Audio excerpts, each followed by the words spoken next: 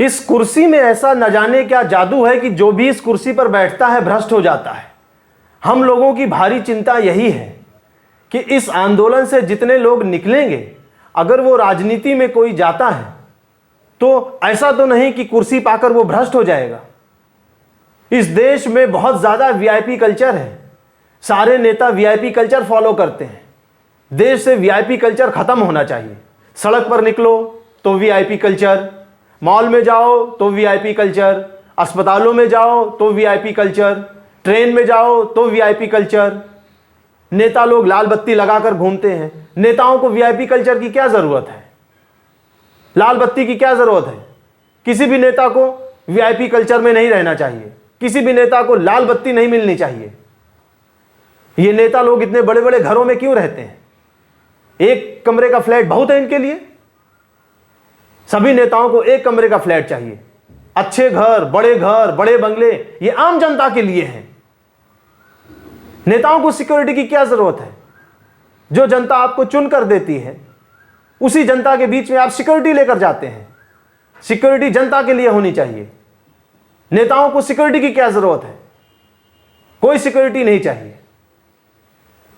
इन नेताओं को, सांसदों को, विधायकों को इतनी भारी भरकम सैलरी मिलती है, पेंशन मिलती है। इतनी भारी भरकम सैलरी की क्या जरूरत है? कम से कम सैलरी में इनको अपना गुजारा करना चाहिए। पेंशन बंद होना चाहिए या कम से कम पेंशन मिलना चाहिए जिसमें इनका गुजारा हो जाए। आखिर ये जनता के सेवक हैं। अगर मैं मुख्यमंत्री बनूंगा तो मैं सरकारी बंगला नहीं लूंगा, मैं सरकारी गाड़ी नहीं लूंगा। आपने देखा होगा मेरी नीले रंग की वैगनार है, मैं उसी से चलूंगा। कोई सिक्योरिटी नहीं लूंगा। कम से कम सैलरी में अपना काम चलाऊंगा। आपको ये बातें कुछ सुनी सुनी सी लग रही हैं? कुछ याद आ रहा है? ये बातें कहां सुनी है आपने? कब सुनी है? किसके मुंह से सुनी है? सही पकड़े हैं।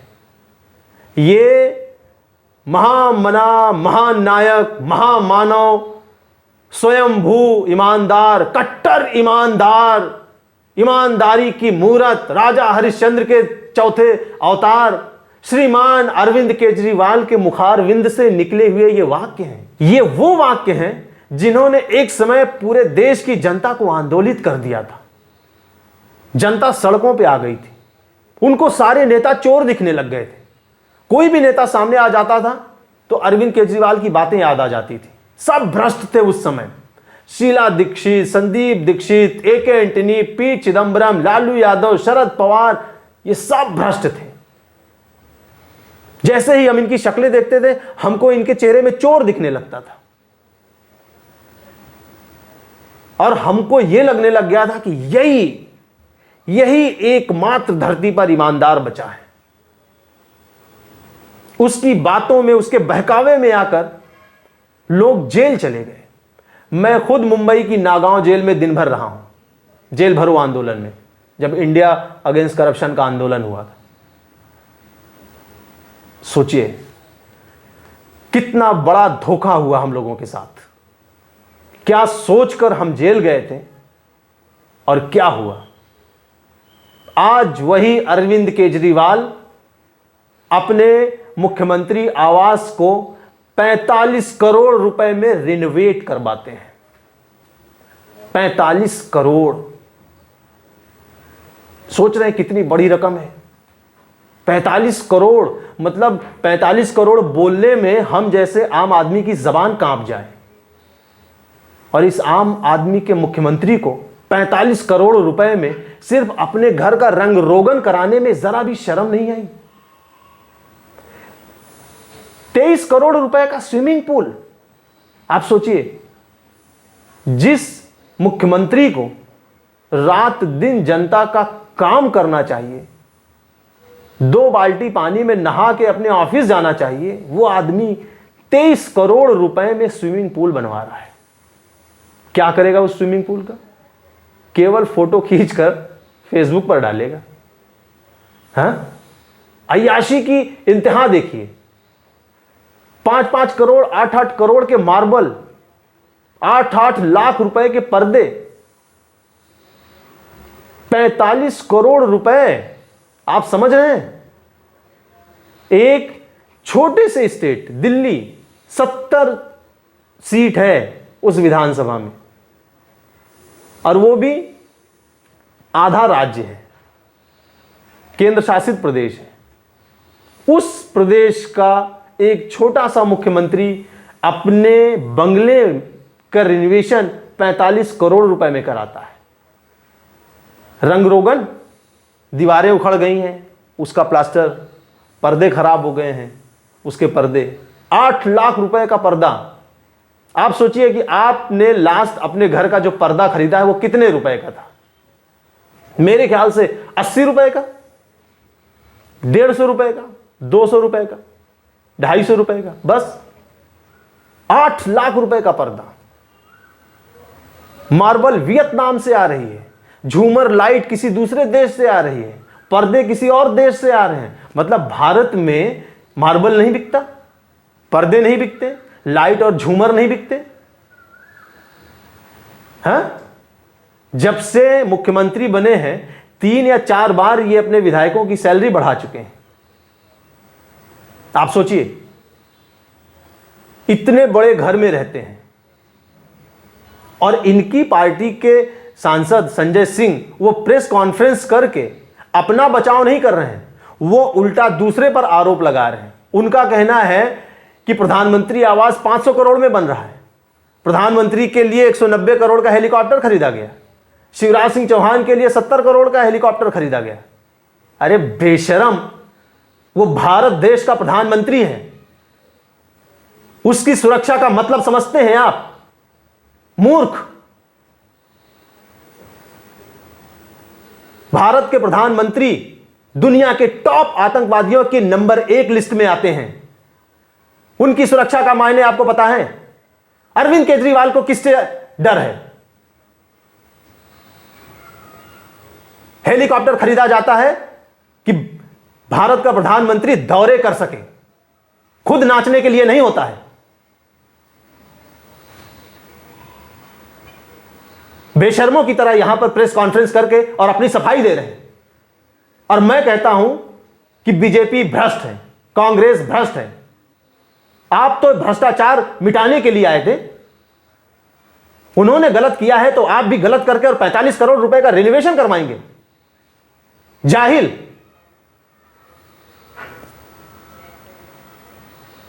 शर्म आनी चाहिए आपको। और वो भी ये रिनोवेशन कब चल रहा था? जब कोरोना की फर्स्ट और सेकंड वेव चल रही थी, सितंबर 2020 से रिनोवेशन का काम शुरू हुआ है, जो 2023 तक चल रहा है। जिस समय दिल्ली में लोग ऑक्सीजन के लिए मर रहे थे, उस समय ये मुख्यमंत्री, ये जो ढोंगी है, ये अपने बंगले का रिनोवेशन करवा रहा था, 23 करोड़ रुपए का स्विमिंग पूल बनवा रहा था, मार्बल लगवा रहा था वियतनाम से लाकर। शर्म नहीं आ रही है? और ऊपर से प्रेस कॉन्फ्रेंस करके यहां पर सफाई दी जा रही है।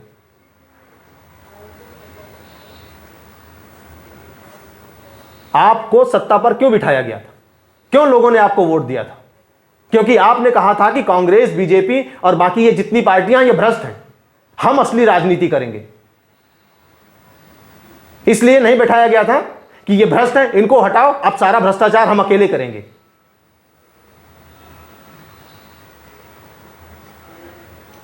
दिल्ली में जो बिजली पानी की समस्या है उसको हल करने के लिए आपको बिठाया गया था।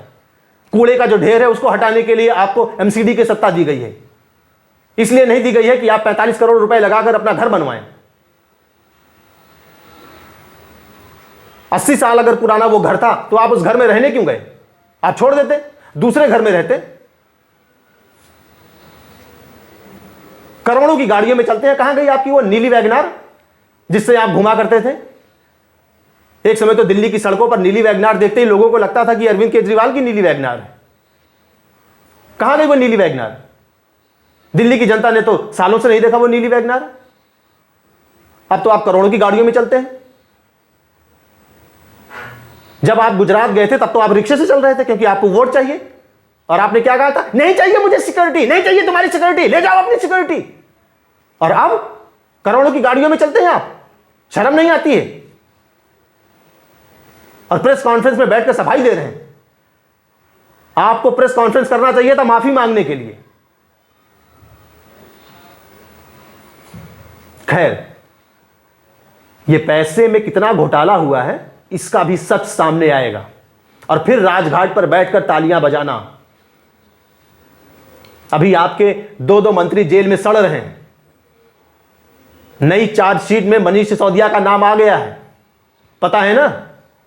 हाँ, आपको लग रहा था कि 60 दिन बीत जाएगा, सीबीआई चार्जशीट नहीं दाखिल करेगी तो मनीष सिसोदिया को अपने आप नेचुरली बेल मिल जाएगी। सीबीआई तुमसे ज्यादा चालाक है। 58 दिन पे नई चार्जशीट दाखिल कर दी है और मनीष सिसोदिया का नाम डाला है उसमें। बेल मिलने की संभावना खत्म हो गई है। सारा सच सामने आएगा। ये जो शराब घोटाला करके मोटाए हो ना तुम लोग, जनता सब देख रही है। ढोंग की राजनीति करके आप महान बने हैं, कट्टर ईमानदार हैं। हम कट्टर ईमानदार हैं, हम कट्टर ईमानदार हैं। कट्टर बेईमान हो, कट्टर। कपिल मिश्रा ने बहुत पहले एक बात कही थी कि अरविंद केजरीवाल का भ्रष्टाचार अगर जानना है तो केवल 1 घंटे के लिए मुख्यमंत्री के बंगले का विजिट करवा दो, वहां का वीडियो सामने आ जाए, बस। बाकी किसी भ्रष्टाचार को जानने की जरूरत नहीं है। आज ये बात जनता के सामने सच साबित हुई है कि केजरीवाल का सिर्फ बंगला अगर आप 1 घंटे का वीडियो देख लें तो आपको समझ में आ जाएगा कि इस आदमी ने कितना भ्रष्टाचार किया है। पाप की कमाई से यह आदमी कितना मोटाया हुआ है। आंदोलन के समय एकदम सूखी ककड़ी की तरह रहने वाला यह अरविंद केजरीवाल आज मोटा के इतना मोटा हुआ है। जनता का पैसा खा खा के भ्रष्टाचार में आकंठ डूबा यह व्यक्ति, यह दूसरों के ऊपर केवल आरोप लगाता है और माफिया मांगता है। और अब जब सीबीआई ने इसके ऊपर शिकंजा कसा है तो यह राजघाट पर जाकर नौटंकी कर रहा है। बहुत जल्दी और भी सच सामने आएगा, देख लेना। जनता से कोई भी चीज छुपेगी नहीं। इंफॉर्मेशन टेक्नोलॉजी का जमाना है, जनता सब जानती है और इस बात के लिए भी माफी मांगनी पड़ेगी। और हर बात पर नरेंद्र मोदी से अपनी तुलना करना बंद करो। नरेंद्र मोदी के पैरों की धूल नहीं हो तुम लोग, समझ गए? योगी के पैरों की धूल नहीं हो तुम। हर बात पर नरेंद्र मोदी से तुलना।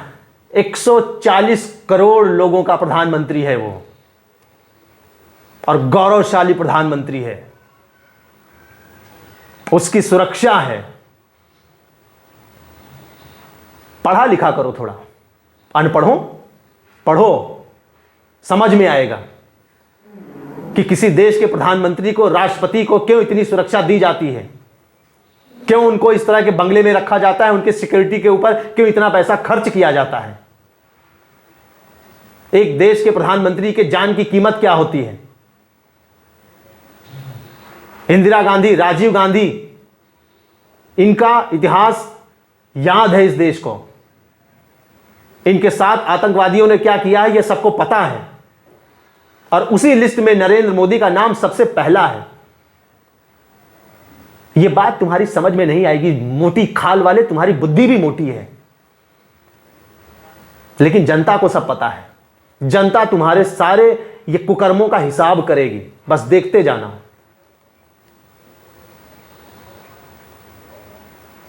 जितने भी लोग मेरा ये वीडियो देख रहे हैं उनसे मेरी एक अपील है, अरविंद केजरीवाल के बारे में पूरा सच जानिए।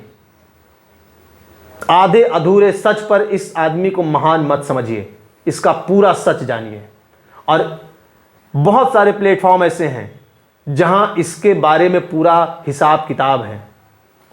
आप सीबीआई की ये जो जांच चल रही है इस पर एकदम कड़ी और पैनी नजर रखिए, आपको पता चलता जाएगा कि इन लोगों ने क्या क्या घोटाले किए हैं, बस। और तब आप फैसला करें कि इस आदमी को वोट देना है या सत्ता से बाहर करना है। जय हिंद।